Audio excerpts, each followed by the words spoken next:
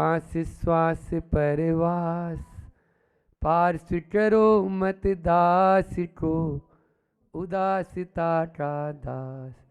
ना तो सुर सुख चाहता, शिव सुख की ना चाह, तब तुति सरवर में सदा, होवे मम अवगाह। बोलिए भामेर के अतिशयकारी चिंतामणि पार्श्वनाथ भगवान की, परम उपकारी संत शिरोमणि आचार्य गुरुवर विद्यासागर जी महामुनिराज की, पूज मुनि श्री 108 दुर्लभ सागर जी महाराज की, 1008 श्री पार्श्वनाथ महामंडल विधान की। आप लोग बहुत ही भक्ति भाव के साथ अभी और कल कल्याण मंदिर विधान संपन्न किया, तो आज पारसनाथ विधान जो आरिका विज्ञानमती माता जी द्वारा बहुत ही अध्यात्म से भरा हुआ यह विधान आप लोगों ने देखा होगा। एक एक अर्घ जब अपन ने चढ़ाया और फिर ऐसी प्राकृतिक गुफा हो तो कहना ही क्या, जहाँ पर एक अलग ही आनंद की अनुभूति हुई। जो ये आनंद की अनुभूति है वही हमारे कर्मों को तोड़ने के लिए, कर्मों का काटने के लिए, कर्मों का नाश करने के लिए जरूरी है। बस ये थर्मामीटर है, ये थर्मामीटर है। हम कितना कितना अहोभाव से भर रहे हैं और हमारे अंदर का अहम भाव कितना कितना कम हो रहा है। हम प्रभु के चरणों में तब ही जुटते हैं जब हमारे अहम भाव कम होता है। जिसका अहंकार का भाव होता है वह कभी भी 3 लोक के नाथ के चरणों में भी नहीं झुकेगा, अन्यत्र भी उसको झुकना आएगा ही नहीं। इसलिए झुकना सीखें, विनय मोक्ष का द्वार है। आज कल मैंने आप लोगों से थोड़ा सा उसको रिपीट कर लूँ। कल बहुत अच्छी बात, आप लोग नहीं थे, लेकिन यहाँ के इतिहास के बारे में लगभग 350 से अधिक गुफाएं यहाँ पर है। ये पहाड़ चारों तरफ जो नज़र आ रहा है, आज तो बनाने की तो बहुत दूर की बात, बनाने की सोच भी नहीं सकते हैं। इसलिए इनका संरक्षण और संवर्धन हो। निश्चित रूप से उनमें जिन चैत्य भी रहे होंगे, लेकिन कालांतर में आप देखो ना, आप मेरे ही सामने ये प्रतिमा देखो, ये प्रतिमा वीतराग मुद्रा का अवलोकन कर रही है, गौरव गाथा गा रही है, लेकिन इसका चेहरा नहीं है, इसके हाथ भी क्षण हो गए। हजारों साल पहले बने ना। ऐसे ही कल जब बड़े महाराज जी और हम लोग गए उधर, तो उस तरफ भी नक्काशी से युक्त यहाँ की गुफाएं, प्राचीन काल में यहाँ राजा भी रहे और वो भी जैन धर्म का बताते हैं। यहाँ से आज जो महेंद्र जी झांझरी आपके जैता नगर, वो पूरा का पूरा नगर ही जैन था। यहाँ मुनि महाराज जी रहते थे, आहार के लिए 3 किलोमीटर दूर जाते थे। हाँ, जैसे आज अपन ने 2 दिन देखा होगा ना आपने, यहाँ से हम उठ के नीचे नगर में गए, क्योंकि भगवान यहाँ विराजमान है, तो यहाँ से उठ के जैसे प्राचीन काल में जाते थे वैसे ही 3-3, 4-4, वो भी रोज उठने का काम ही नहीं। हाँ, उनके तो 4 दिन, 5 दिन, 10 दिन, महीना भर जब चल जाए गाड़ी तब तक ठीक, विकल्प आया हो थोड़ा सा तो देख लिया, भाई चलो ले आते हैं। इस प्रकार से ये क्यों है, ये इतिहास है हमारा, जो हमारी हमें संस्कृति और संस्कारों से परिचय करा रही है। संस्कृति को बचाना है तभी तो संस्कार बच पाएंगे। मान लीजिए संस्कृति नहीं बची तो संस्कार कहाँ से रहेंगे। और इसी संस्कृति के कारण आज विश्व में जैन धर्म सबसे प्राचीन धर्म माना जाता है। इसी के कारण माना जाता है। इन शिलालेखों, इन गुफाओं, इन प्रतिमाओं के कारण, चाहे वो मोहनजोदड़ो या हड़प्पा की खुदाई में निकले हुए अवशेष हों, और चाहे जहाँ कहीं भी आप जहाँ भी खोद रहे हैं वहाँ पे देखते हैं तो केवल मात्र और केवल मात्र, बोलो कभी सुना आपने वीतराग मुद्रा के अलावा कोई दूसरी? धड़ मिला हो, नीचे का अंग मिला हो, सिर मिला हो, अलग अलग वो अवयव मिलते हैं और आज भी, और जहाँ खोदो वहीं पर, ऐसा भी नहीं है। खूब आप देखिए 52 गजा में भी म्यूजियम बना हुआ है, हम तो अभी इधर मध्य प्रदेश में भी पूरे एक एक क्षेत्रों में गए, वहाँ पर भी यही हमारा। तो कल मैंने कहा था इतिहास बचाओ इतिहास रचाओ, इतिहास को बचाना होगा तभी इतिहास रचेगा, नहीं तो उपहास के पात्र बनेंगे, केवल उपहास और कुछ नहीं होगा, हंसी के पात्र बनेंगे। आज पूर्वजों ने ये धरोहर सौंप के गए तो उनको याद करते ही अपना मन गदगद हो जाता है, प्रमुदित हो जाता है कि निश्चित रूप से उन्होंने कितनी मेहनत से इसको बनाया होगा। इसीलिए इसका संरक्षण और संवर्धन होना चाहिए। कल मैंने ये भी कहा था कि इतिहास जोड़ता है और विज्ञान तोड़ता है। आज का पूरा संसार विज्ञान की ओर भाग रहा है, हमें इतिहास लौटाता है, विज्ञान कुछ लेता है। शॉर्ट में कहें, इतिहास हमारा हार्ट है, इतिहास हमारा हार्ट है, और विज्ञान विज्ञान हमारी बुद्धि।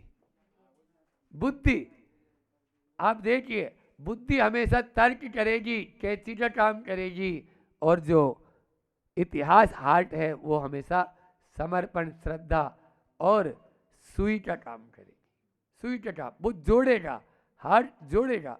इसलिए अच्छा ये बताओ, शरीर में हाथ चला जाए कोई फर्क पड़ता है क्या?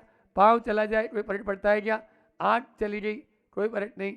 मान लीजिए नाक, कान, इनका उतना महत्व नहीं जितना सबसे महत्वपूर्ण है। यदि 1 सेकंड भी धड़कना बंद कर दे तो सबसे पहले आप यही चेक करते कि मेरा हार्ट को क्या हो गया है। समझ में आया? इसलिए इतिहास को हृदय की उपमा दी गई है, और जब तक हृदय हमारा सुरक्षित है तब तक जीवन सुरक्षित है। हृदय हमारा धड़कना बंद किया, उठा लो, ठंडे हो गए। इसलिए इन इतिहास को बचाएं।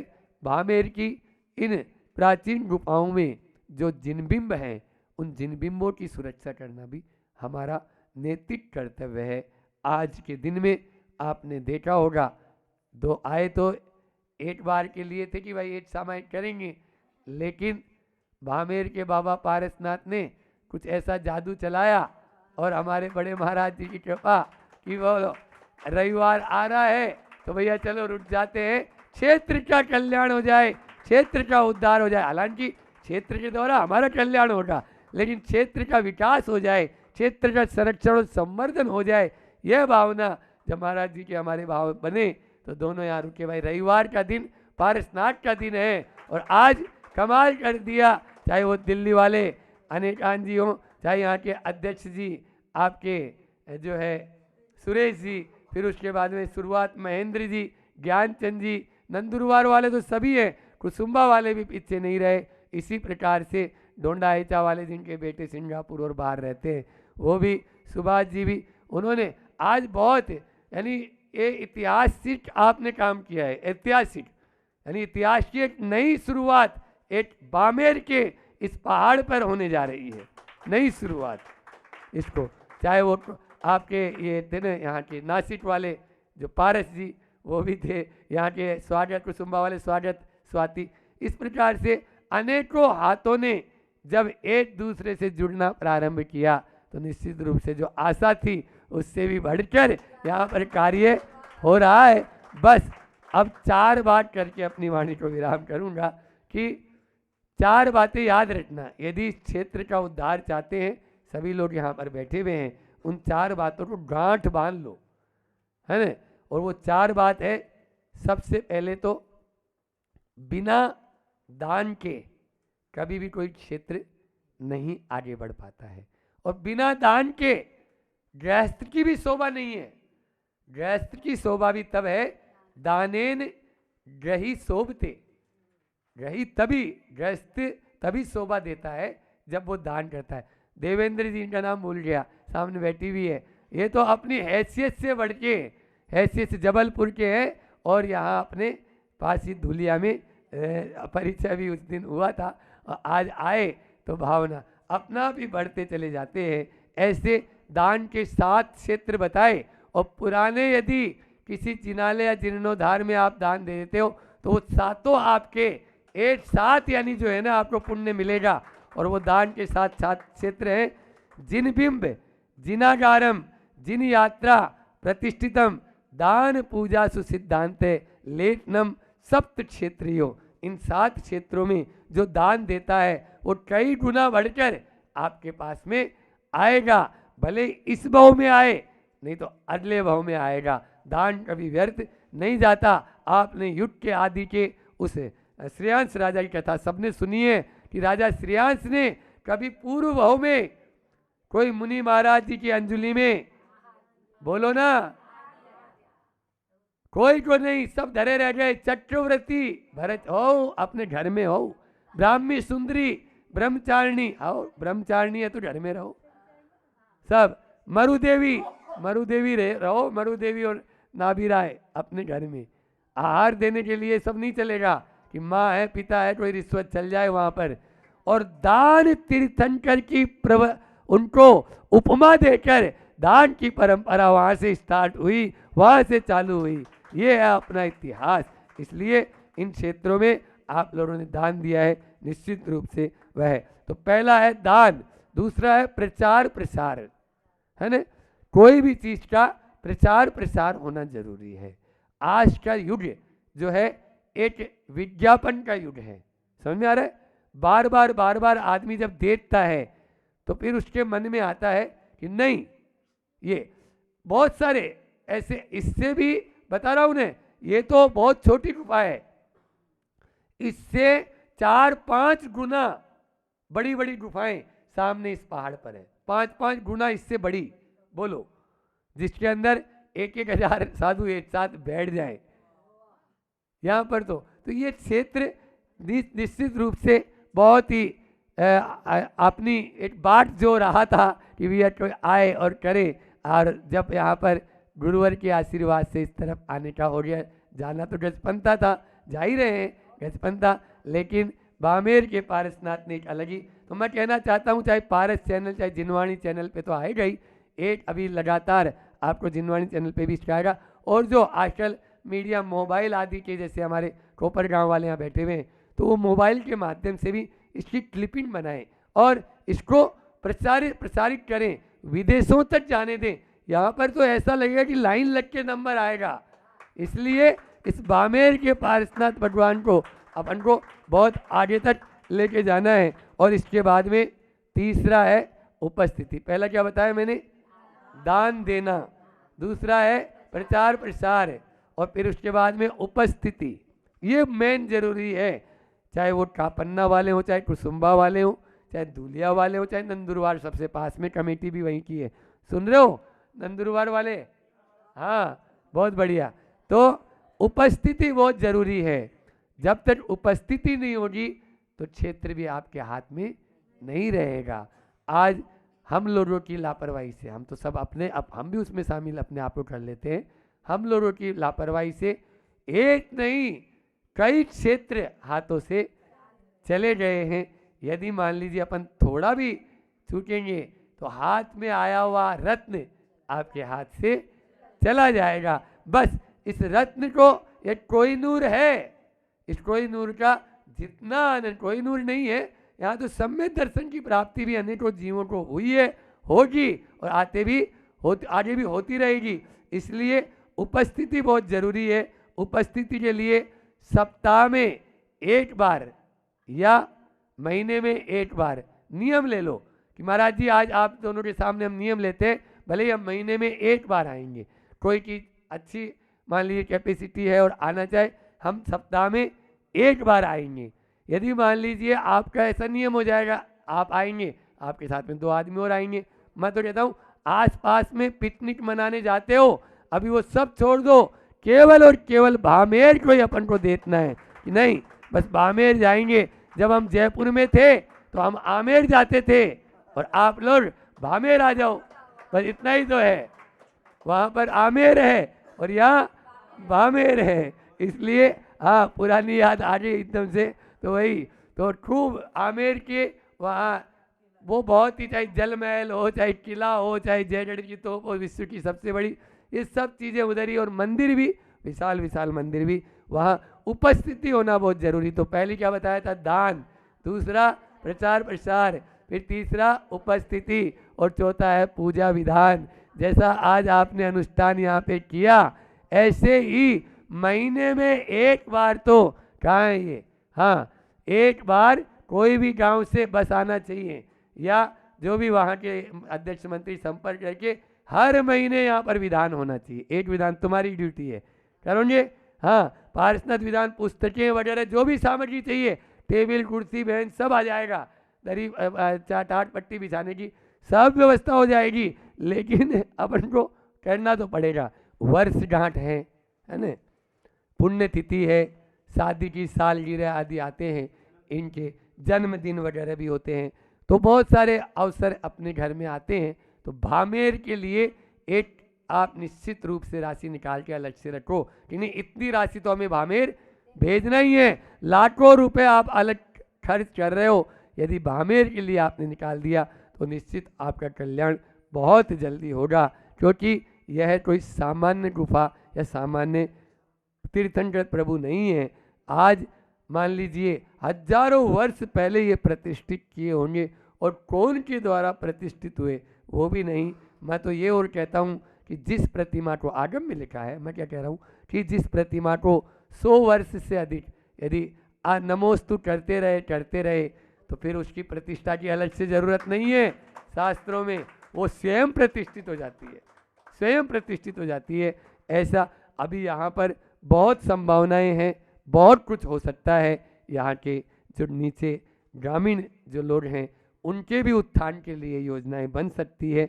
जैन समाज सक्षम समाज रहती है तो वो सबका विकास और सबका साथ लेकर चलने वाली भावना होती है। यहाँ का गणेश माली जो यहाँ के जो हैं, उन्होंने यहाँ के बहुत सारे, हम तो 2 दिन से सुना रहे हैं, बहुत सारे संस्मरण यहाँ बैठे हुए हैं, उनका पूरा परिवार यहाँ के लिए समर्पित है। विशाल भाई भी यहाँ के लिए समर्पित। मैं तो कहता हूँ कि अभी केवल मात्र इतने से आप खुश नहीं, नीचे जो जिनालय का निर्माण होना है वो शीघ्र अति शीघ्र उस जिनालय की भूमिका बने और वहाँ निर्माण प्रारंभ होकर वह निर्माण भी हो जाए, ताकि उसकी भी एक और नई प्रतिष्ठा होकर वहाँ पर भी आप लोगों को दर्शन करने के लिए मिल सके।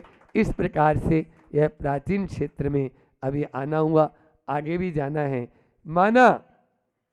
माना कि हमारे अंदर में इतनी कुवत नहीं कि हम आसमान में उड़ सके, माना कि हमारे अंदर में इतनी कुवत नहीं कि हम आसमान में पक्षियों की तरह उड़ सके, लेकिन इतनी कुवत तो अवश्य है कि हम धरती पर रहकर भी आसमान में उड़ने से भी ज़्यादा हम और आगे का कार्य कर सकते हैं और करना चाहिए। Everything is possible, believe it. बस विश्वास की ज़रूरत है। जो काम देवताओं ने किया है, इंसानों की उतनी कुवत नहीं है, मानता हूँ। यहाँ पर जैसा महाराज जी ने बताया था ना, सुबह ही आप लोग थे कि हम लोग यहाँ रात्रि विश्राम परसों किए थे, और परसों जब यहाँ पर रात्रि विश्राम किए तो हमारे साथ में श्रावक भी था। अब श्रावक, हमने तो पहले बोल दिया था भैया साइड में रहना है, क्योंकि रात्रि में ऐसे स्थानों पर आवागमन होता ही है।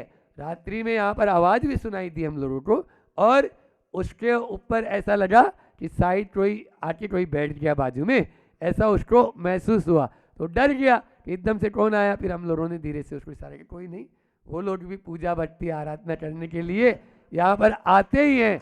एक और बता दूं, यहाँ पे गणेश ने बताया कि यहाँ कई बार सर्प, विशाल ने भी देखा है, पारसनाथ भगवान का स्थान है और 10-12 फीट लंबा सर्प कई बार यहाँ आया, लेकिन किसी को कुछ भी नहीं किया, बल्कि इसको तो कई बार मिला है।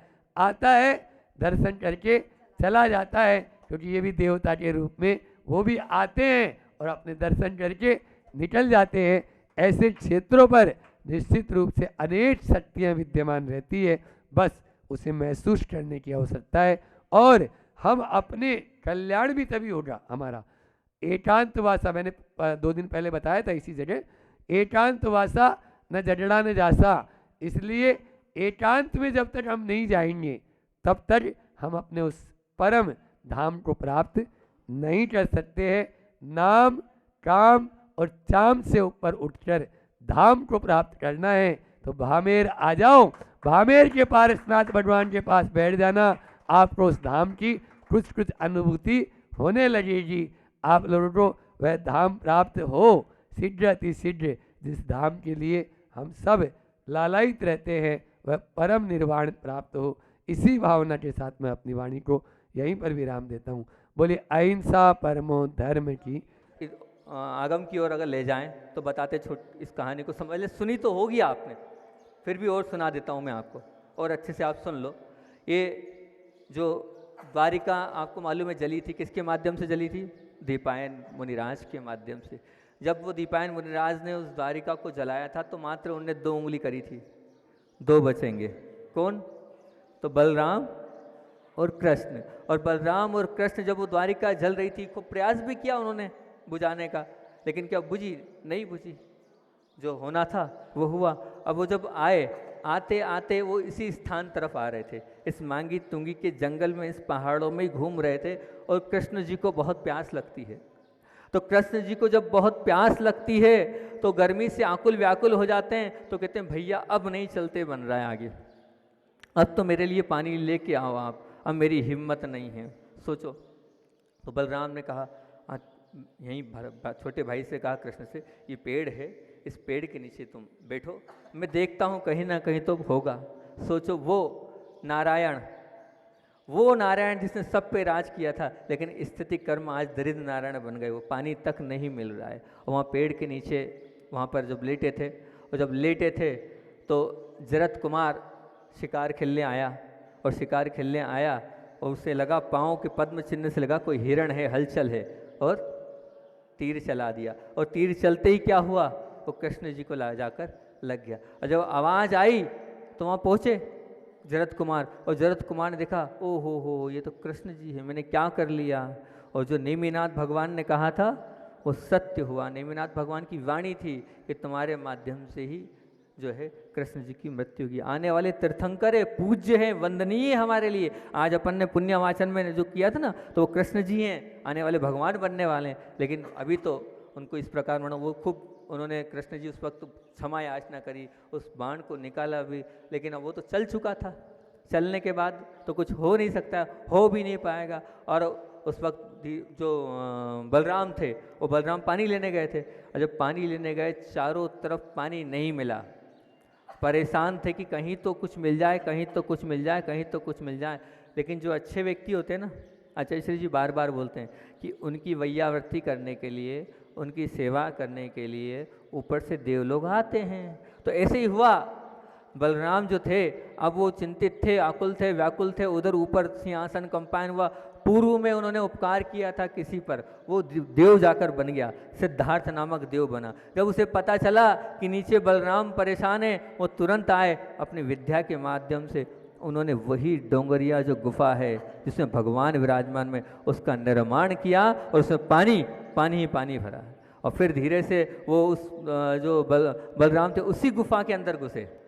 वो जो गुफा है उसी गुफा के अंदर घुसे, और उस गुफा के अंदर जब गए तो उनको पानी मिला, बड़े उत्साहित हुए। लेकिन आगे बढ़ते चले गए, आगे बढ़ा, देखा ओहो कितने भव्य जिनालय है, कितना बड़ा सुंदर यहाँ प्रतिमा है, कैसी चमक रही है, इसी का उजाला है। और वहाँ पर उन्होंने द्रव्य भी देखी, द्रव्य सामग्री से पूजन भी करी, और पूजन के बाद पानी ले आए एक दोने में भरकर कि अब कृष्ण को ले जाऊँगा। कृष्ण बहुत प्यासा है, बहुत प्यास से आकुल व्याकुल हो रहा है, और वहाँ से पानी लिया।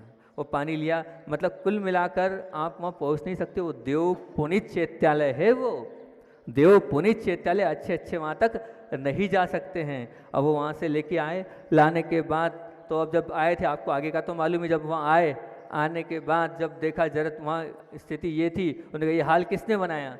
तो जरत कुमार ने क्षमा मांगी कि बड़े भ्राता मेरे माध्यम से गलती हो गई है, और ऐसा ऐसा हो गया है, अब तो इनके प्राण चले गए। प्राण चले गए? बलराम मानने वाले थे क्या? कोई प्राण नहीं गए, तेरे प्राण जा सकते हैं पर मेरे भाई का मरण नहीं हुआ है, तो झूठ बोलता है, कुछ नहीं हुआ है, तू मर जा, तेरा बाप मर जा, यही है उसमें लिखा हुआ पूरा, तेरा ये मर जा, कुछ नहीं, बाहर हो जाए यहाँ से। अब समझा रहा है जरत कुमार, लेकिन मोह तो ऐसा होता है कि मर जो है तैयार नहीं था कृष्ण जी को कि ये मर गए। अब हुआ ये कि अब वो नहीं माने, तो फिर उसने कहा क्या करना चाहिए, द्वारिका में कहाँ जाऊँ, बचे ही नहीं द्वारिका में।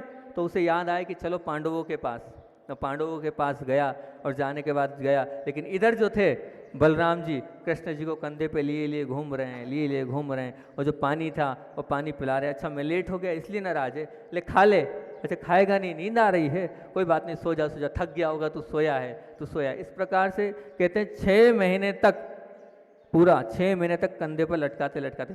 पुनः उन देव को पता चला कि बलराम बहुत परेशान है, आसन कंपायन मन हुआ। वो देव अपने साथियों के साथ नीचे आए, और नीचे आने के बाद उन्होंने कहा कि किसी भी तरह से इनका दाह संस्कार हो और इनकी मति पलटे, कुछ तो करें। अब वो कुछ करे तो उन्होंने क्या किया, उन्होंने उपाय किया। उन्होंने क्या किया, एक सूखा पेड़ था, उस सूखे पेड़ पर, आपको ऐसा तो नहीं लग रहा सुनी हुई कहानी है, सुनाऊं ना? हाँ ठीक, सूखा पेड़ था, उस सूखे पेड़ पर जो है दोनों के दोनों खाद और बीज और पानी डाले जा रहे थे। तो उधर से निकले बलराम जी कृष्ण जी को लेके, अरे मूर्खानंदो, सूखा पेड़ भी कभी हरा होगा हैं? पानी डाल रहे हो, सोचो समझो तो। तो अब उन्होंने कहा हाँ ठीक है, हम मूर्खानंद हैं, कोई बात नहीं, कोई मरा हुआ भी जीवित होगा? आप जो किसको बोलता है मरा हुआ है? कुछ नहीं, वो सोया है। वाद विवाद हुआ, समझाने के बाद भी नहीं समझे। अब देव लोग बोले क्या करें, ये तो मान नहीं रहे। फिर दूसरा उपाय किया उनने, फिर दूसरा उपाय किया। बोले क्या करना चाहिए? बोले एक काम करते हैं कि अपन जब वो यहाँ से निकलेंगे तो 2 तेली का रूप बना लिया उनने। और तेली जो होते ना, तेली मतलब कौन, जो तेल पेलते हैं।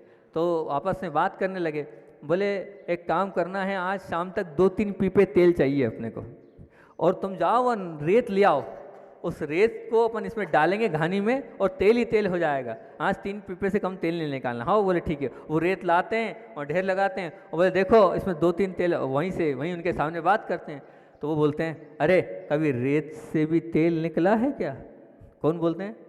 बलराम बोलते हैं कभी रेत से भी तेल निकला है क्या? तो फिर वो समझाने का प्रयास करते हैं कि जब रेत से आपको रेत दिख रही है, इसमें तेल नहीं निकल रहा है, तो क्या आपके कंधे पर जो है वो क्या जीवित हैं क्या? वो मरे हुए क्या जीवित हो सकते हैं क्या? फिर वो नहीं माने। वही तू मर जा, तेरा पिता मर जा, तेरी माँ मर जा, लेकिन मेरा भाई जीवित है। अब परेशान वो जो है, परेशान करे क्या? क्योंकि सिद्धार्थ जो देव था वो ये चाहता था किसी तरह से भी मति पलट जाए। अब उसने आखिरी उपाय किया, उसने कहा एक काम करते हैं, अंतिम उपाय तो यही है कि अब अगर हो जाए तो हो जाए, नहीं तो अब देखते हैं क्या होता है। बोले जैसा उन्होंने अपने कंधे पर किसी को लटका रखा है, वैसा अपन भी लटका के उनके सामने चलते हैं, कुछ तो होगा, कुछ ना कुछ तो परिवर्तन आएगा। अब वो जो उसी प्रकार से लटका कर जो है जा रहे थे। अब जब जा रहे थे लटका कर, तो अब वो सामने से निकला और उन्होंने कहा ये पी ले खा ले। तो वो बोलते कोई मरा हुआ है खाता पीता है क्या? बलराम बोल जो मर जाता है उसको, इसका दाह संस्कार करो, ऐसा कोई खाएगा पिएगा क्या? कोई ये ठीक है क्या? तो उन्होंने कहा जब ये मरा हुआ है तो आपके कंधे पर जो है नहीं वो नहीं मरा। अच्छा चलो एक काम कर दो, दोनों को लिटा दो, दोनों के सब देख लो आप कि दोनों के हाव भाव एक जैसे हैं कि नहीं, सब है कि नहीं। अब जब दोनों को लिटाए, देखो ये भी ऐसा ही है, ये भी ऐसा ही है, सब कुछ ऐसा है। फिर क्या, फिर आप क्यों थोड़ी सी उस वक्त उनका जो है वो मन थोड़ा ढीला हुआ, और ढीला होने के बाद फिर उनको लगा कि ये तो बिल्कुल सही बोल रहे हैं। और सही बोलने का उतने में पांडव आ जाते हैं, जरत कुमार पांडव को भी ले आता है, और पांडव कहते हैं हम ढूंढते ढूंढते बड़ी मुश्किल से आ पाए। और फिर उसके बाद दोनों समझाते हैं जरत कुमार पांडव, और फिर यहीं पर बीच में उनका दाह संस्कार हुआ था कृष्ण जी का, इस मांगी और तुंगी के बीच में ही वहाँ पर उनका दाह संस्कार हुआ था। वहीं पर उनका अंतिम संस्कार करने के बाद फिर उनसे बोलते चलो, पांडव बोलते हैं तो अब कहीं नहीं चलना, अब मुझे कहीं नहीं जाना। क्यों? बोले बस अब तो मुझे अंतरंग से लगने लगा है कि मेरा कल्याण इसमें नहीं है, मेरा कल्याण तो अब किस में है, मुनि बनने में और मोक्ष मार्ग में ही मेरा कल्याण है। और मोक्ष मार्ग के लिए वो आगे बढ़ जाते हैं, और फिर उसके बाद दीक्षा लेते हैं, और दीक्षा लेने के बाद क्या उस पहाड़ी पर तपस्या करते हैं। और जब वो पहाड़ी पर तपस्या करते हैं तो क्योंकि वो तो वैसे भी बहुत सुंदर थे, इतने सुंदर थे कि वो दीक्षा ली। दीक्षा के बाद क्या हुआ, वो नीचे आए, दीक्षा ली। अब उस दीक्षा लेने के बाद वो जो देव लोग आए थे, वो जो देव लोग थे उनको भी उन्होंने धन्यवाद ज्ञापित किया। तो उन्होंने कहा हम आपके मित्र नहीं, आपने हमारा उपकार किया था, इसलिए जो है हम आपको संबोधित कर रहे थे। पर आपने जो दीक्षा ली है, इस दीक्षा के उपलक्ष्य में यहाँ पर हम आपकी दीक्षा का याद रख वाद्य स्तंभ स्थापित करते हैं। एक वाद्य स्तंभ वहाँ पर स्थापित है।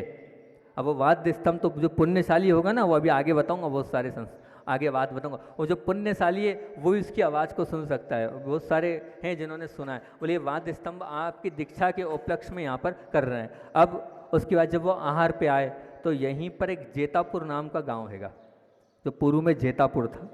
उस जेतापुर में आहार करने गए तो उस जेतापुर की सेठ की सेठानी इतनी सुंदर थी कि आसपास कोई उतना सुंदर नहीं था, जिनका नाम था कंचन देवी। उसकी सुंदरता को देखने लोग आते थे। तो जब वो कंचन देवी मानती थी कि सबसे सुंदर मैं ही हूँ, मुझसे सुंदर कोई नहीं, तो वो अपनी सुंदरता पर उसको बहुत गर्व था। लेकिन जैसे ही बलदेव मुनिराज को उन्होंने, जो बलराम मुनिराज को देखा, वो तो बिल्कुल देखिए क्या है, ऐसा भी रूप होता है, इतनी सुंदरता भी होती है, मैंने तो पहली बार ऐसा सुंदर। वो बिल्कुल मोहित हो गई, सब कुछ भूल गई क्या है। और वो जो बच्चा था उसके पास, वो बच्चा ले जा रही थी कहाँ, पानी भरने के लिए। तब क्या करती है पता है, क्या मोह है, कैसा स्त्री का स्वरूप है कि कहाँ उसकी मन की व्यथा होती। अपना बालक, अपना लाल, अपने लाल को गले में बांध देती, क्या रस्सी, वो जो हंडा या बाल्टी में बांध कर भूल जाती है, बेसुध हो जाती है, और वो डाल देती है और उसको नीचे उतार रहेगी। अब सोचो आप, ये वासना है। और जब नीचे डालती है तो नीचे डालने के बाद जब वो नीचे पहुंचता है तो रोने लगता है। तब उसको होश आता है, क्या वो ऊपर उठाती है, फिर अपने आप को धिक्कारती, मैंने क्या किया, मैंने क्या किया, मैं सब भूल गई, कहाँ लग गई थी मैं, क्या देख रही थी मैं, ये तो मैंने बहुत गलत किया। और ये सब कुछ कौन ने देखा, जब बलराम ने देखा। जब वो बलराम ने देखा कि मेरे कारण ऐसा हाल हो रहा है, तो उसी वक्त उन्होंने कहा अब मैं पहाड़ पर जा रहा हूँ। और पहाड़ पर जाने के बाद उन्होंने क्या किया, अब मैं क्या करता हूँ, समाधि मरण लेता हूँ, आजीवन अन्न जल का त्याग करता हूँ और पीट करके बैठ जाता हूँ, ताकि मैं कोई देख ही ना सके, इस प्रकार की स्थिति ही ना बने। ऐसा विचार करने के बाद उन्होंने एक आसन में अंतिम समय तक मरण समाधि किया और पंचम स्वर्ग में जाकर सीधे सीधे लोकांतिक देव हुए। वो विचार करना, सिर्फ एक उनको ऐसा लगा कि ये मेरे कारण कहीं गलत हो रहा है और ये गलत नहीं होना चाहिए, इसलिए उन्होंने क्या किया, समाधि मरण किया। इस प्रकार से उनका मरण हुआ है। ये वही क्षेत्र है, ये वही क्षेत्र है जिस क्षेत्र पर अनेकों महात्मा हुए हैं, अनेकों संत पुरुष हुए हैं, अनेकों ऐसी बड़ी बड़ी हस्तियां हुई है जिन्होंने अपना कल्याण किया है। इसका कण कण पवित्र है, इसका कण कण पूज्य है। क्योंकि कितने, पता है कितने मुनिराज यहाँ से मुक्ति को प्राप्त हुए हैं, 99 करोड़। यहाँ तक मुनिराज तो वही हैं, बड़े बड़े राम जी तो हुए हैं, हनुमान जी भी हुए हैं और सुग्रीव जी भी हुए हैं। सभी यहीं से मुक्ति को प्राप्त हुए, यहीं से मुक्ति यहीं से प्राप्त हुई है। और चमत्कार तो इसके बहुत सारे हैं, अनेकों चमत्कार है। अब चमत्कार की बात अगर मैं करूंगा तो अभी बहुत सारे 18-19 अलग अलग चमत्कार निकाल के रखें, उसकी अपन चर्चा कल करेंगे तो ज़्यादा अच्छा रहेगा। क्योंकि आचार्य भगवान का संस्मरण भी सुनाना है और 2-3 मिनट ही बचे अपने समय को कम समय तो अब बचा नहीं है। तो इनके जो चमत्कार हैं, यहाँ क्षेत्र पर क्या क्या हुए हैं, किस किस प्रकार से हुए हैं, वो सब अपन कल चर्चा करेंगे। आचार्य भगवान का जो रोज़ एक संस्मरण सुनाते हैं, रोज़ एक ना एक बात सुनाते हैं, उसको सुनाते हैं और आगे की बात को, अपनी बात को विराम देंगे। आचार्य भगवान जो है कहाँ पर विराजमान थे, अपनी चर्चा चल रही थी केकड़ी की, केकड़ी में विराजमान थे। और वहीं से पास में स्थान एक बगेरा वाले आए कि आचार्य भगवान हमारे पास में शांतिनाथ अतिशय क्षेत्र है, आप चलो दर्शन करने चलो। तो आचार्य श्री बताते तो है नहीं, बस एक दिन दोपहर को 1:15 बजे आचार्य श्री ने किया बिहार, और बिहार करने के बाद बगेरा गए और बगेरा वालों ने बताया कि यहाँ पर एक डूंगरी पर पहाड़ी है, उस पहाड़ी पर बहुत प्राचीन प्राचीन प्रतिमाएं हैं। आचार्य श्री जी प्रतिमाओं को दर्शन करने के बाद से उस पहाड़ी पर गए और पहाड़ी पर वो जो प्राचीन, जैसी यहाँ प्रतिमाएं हैं ना, ऐसी खुद भी प्रतिमाएं थी, खड़गासन प्रतिमा थी, एक गुफा टाइप से बनी थी, उसमें जो भव्य प्रतिमाएं थी, उन सब का दर्शन किया। और दर्शन करके बाद जब नीचे आए तो नीचे आने के बाद किसी ने कहा ये भृतहरि की गुफा है, भृतहरि की, मतलब जो भृतहरि हुए हैं उनकी गुफा है। लेकिन अब कोई जाता नहीं है इसमें, अब इसमें कोई जाता नहीं है। भृतहरि की गुफा तो जरूर है, लेकिन इसमें अंदर कोई प्रवेश नहीं करता है। तो क्यों, बोले डर लगता, भय लगता है। तो आचार्य श्री उस वक्त तो आ गए और बाद में आहार किया। आहार करने के पश्चात वो भयभीत, वो डराने वाले स्थान में वो आचार्य श्री जी अकेले बिना बताए चले गए और 24 घंटे तक एकाग्र एक आसन में वहाँ ध्यान करते रहे। ऐसा है, किसी से ऐसे निर्भीक हैं, ऐसे निडर हैं, किसी से भय नहीं है। तभी तो हमारे गुरुदेव बोलिए आचार्य भवन विद्यासागर जी महामुनि राज की